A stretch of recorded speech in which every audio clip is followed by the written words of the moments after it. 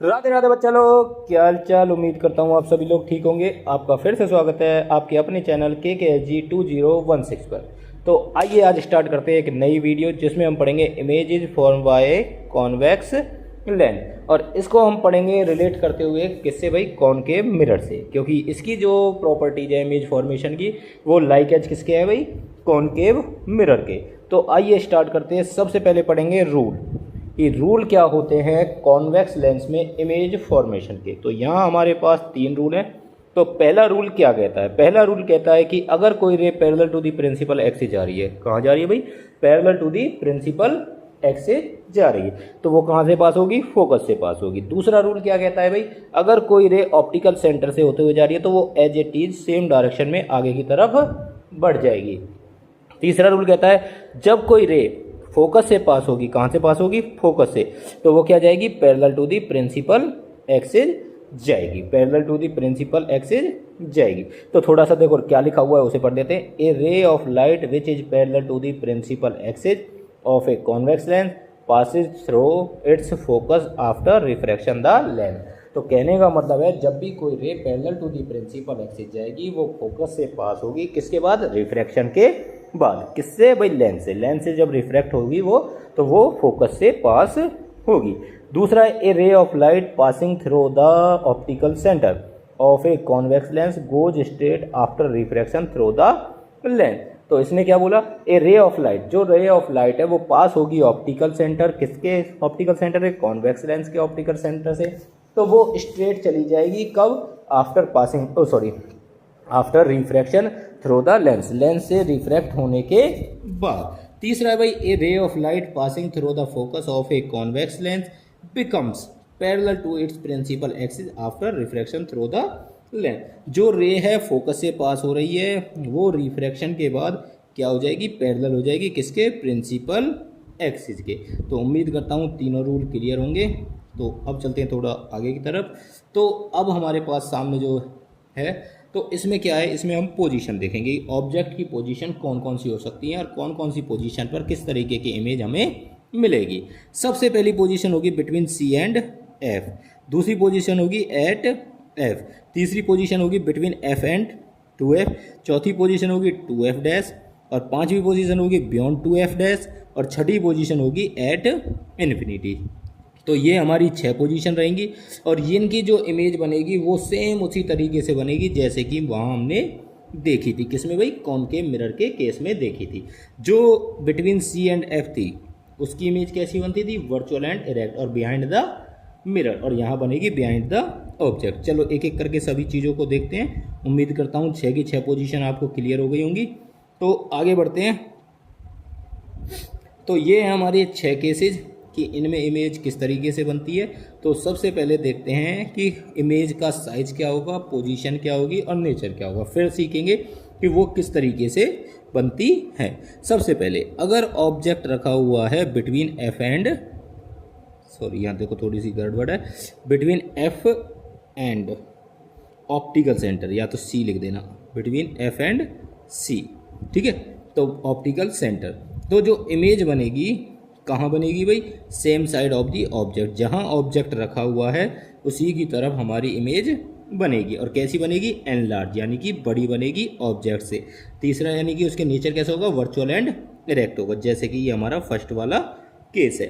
दूसरा केस है eight F, जब फोकस पे इमेज होती है, तो कोई भी केस हो, चाहे कॉनकेव मिरर का हो, कॉन्वेक्स मिरर का हो, कॉनकेव लेंस का हो, कॉनकेव मिरर का हो, तो सभी जगह कैसी रहेगी, इन्फिनिटी पर रहेगी। तो वो इमेज हमारी कहाँ बनेगी, इन्फिनिटी पर बनेगी। और कैसी बनेगी, हाईली एनलार्ज, यानी कि बहुत बड़ी बनेगी, ऑब्जेक्ट से बहुत ज़्यादा बड़ी बनेगी। रियल एंड इन्वर्टेड बनेगी, कैसी बनेगी, रियल एंड इन्वर्टेड बनेगी। ये हमारा सेकंड वाला केस था भाई। थर्ड वाले केस को देखते हैं, बिटवीन F एंड 2F, जो कि ये वाला केस है हमारा, बिटवीन F एंड 2F, यानी कि ऑब्जेक्ट की जो पोजीशन रहेगी बियॉन्ड 2F रहेगी, यानी जो ऑब्जेक्ट की पोजीशन, सॉरी जो इमेज की पोजीशन रहेगी बियॉन्ड 2F रहेगी, सेम साइज नहीं, सॉरी एनलार्ज रहेगी।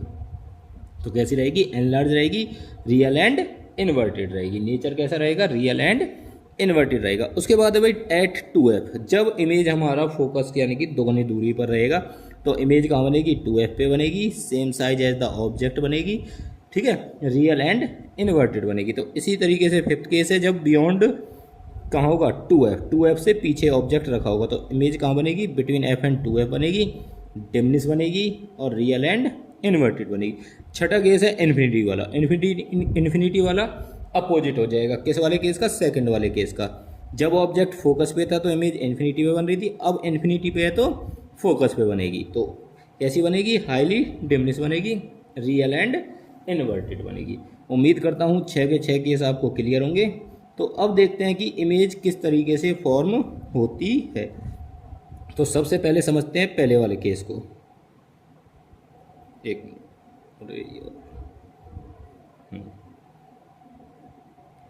अब सबसे पहले वाला केस भाई, सबसे पहले वाला केस है जब ऑब्जेक्ट रखा है बिटवीन सी एंड एफ। कहाँ रखा है भाई, बिटवीन सी एंड एफ। पहली ray parallel to the principal axis कहाँ से पास हुई, फोकस से। दूसरी रे ऑप्टिकल सेंटर से गई, एज ए टी चलेगी। तो इधर हमने देखा ये रे आगे की तरफ बढ़ती हुई जा रही है पर मिलेंगी कहीं नहीं। तो हमें पता लगा ये किधर मिलेंगी, पीछे की तरफ मिलेंगी। पीछे की तरफ जिस पॉइंट पर ये मीट करती है वहाँ हमारी इमेज बन जाएगी कौन सी, वर्चुअल एंड इरेक्ट। और मैग्नीफाइड इमेज रहेगी किससे, ऑब्जेक्ट से बड़ी रहेगी। ठीक है, ऑब्जेक्ट से कैसी रहेगी, बड़ी रहेगी। अब आते हैं भाई सेकंड केस पे। सेकंड केस में क्या होता है भाई, ऑब्जेक्ट रखा है फोकस पे, तो फोकस से parallel to the principal axis, दूसरे फोकस से पास होगी, ऑप्टिकल सेंटर से जाएगी इस तरीके से। तो इमेज कहाँ है, ये दोनों रे हमारी क्या है, पैरेलल है। जो ये दोनों रे हैं ये कैसी हैं, पैरेलल है। तो जो ये पैरेलल रे हैं, ये वाली और ये वाली रे, तो पैरेलल रे हैं तो ये कभी मीट नहीं करेंगी। और जब कभी मीट नहीं करती तो हम लेट करके चलते हैं कि जो हमारी इमेज है वो कहाँ बनेगी, इन्फिनिटी पर बनेगी।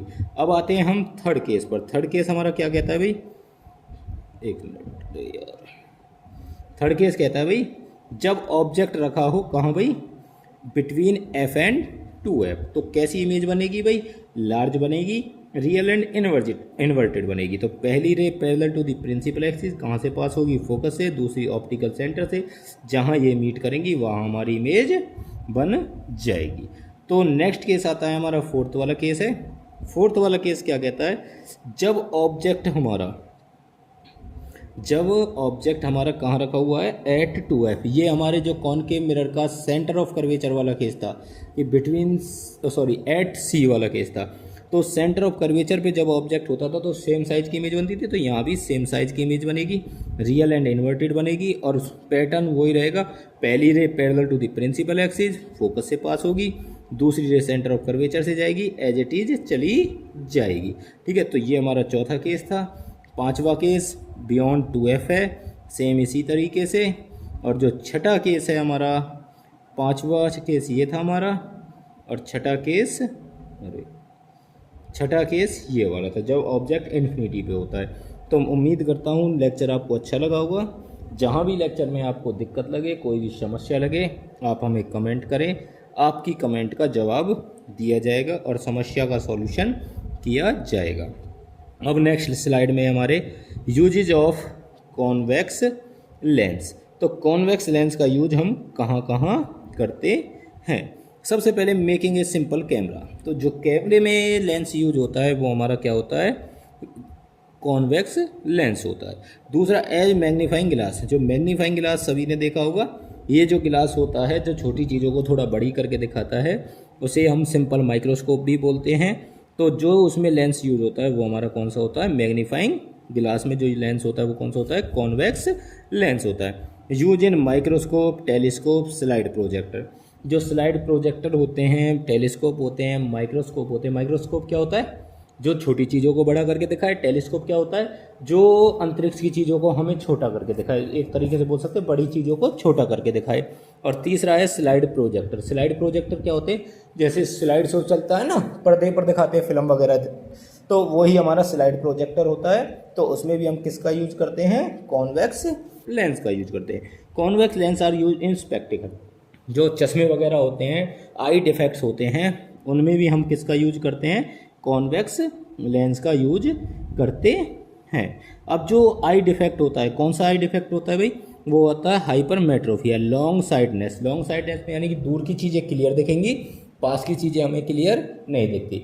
जिन बंदों में ये परेशानी होती है उसमें भी हम कौन सा लेंस यूज करते हैं, कॉन्वेक्स लेंस यूज करते हैं। अब उसी तरीके से देखो ये उसी की इमेज है हमारी कि कॉन्वेक्स लेंस है उसे किस तरीके से ठग किया जाता है। इस चीज़ को समझेंगे हम अगले लेक्चर में, जब हम आई वाला चैप्टर पढ़ेंगे तो आई वाले चैप्टर में ये सारी चीज़ें हमारी क्लियर कर दी जाएंगी। तो आगे बढ़ते हैं। आगे आपके लिए एक छोटी सी थॉट है, तो थॉट में से पहले चैनल को कृपया करके सब्सक्राइब करें, वीडियो को लाइक करें और ज़्यादा से ज़्यादा शेयर करें। You aware by thought you are your only limit, कि आप हैं जो आपकी केवल लिमिट हो। यानी कहने का मतलब क्या है, अगर आप कोई काम कर रहे हो, अगर आपको रोकने की हिम्मत किसी में है तो वो आप हैं। किसी और के कहने या सुनने से अगर आप बीच में काम को रोक रहे हैं तो वो आपका मन है, उस सामने वाले का मन नहीं है, क्योंकि आपको रोकने की हिम्मत सिर्फ आप में है और किसी में नहीं। तो इसलिए अगर काम आपने शुरू किया है तो ख़त्म भी काम को आप ही करोगे। अगर आप उसे पूरा करके, ये आप पर डिपेंड करता है आप उस काम को पूरा करके रुकते हो या बीच में छोड़ देते हो। उम्मीद करता हूँ आपको लेक्चर पसंद आया होगा। लेक्चर अगर पसंद आया हो तो लेक्चर को ज़्यादा से ज़्यादा शेयर करें और जिससे हमें थोड़ा मोटिवेशन मिलता रहे। धन्यवाद।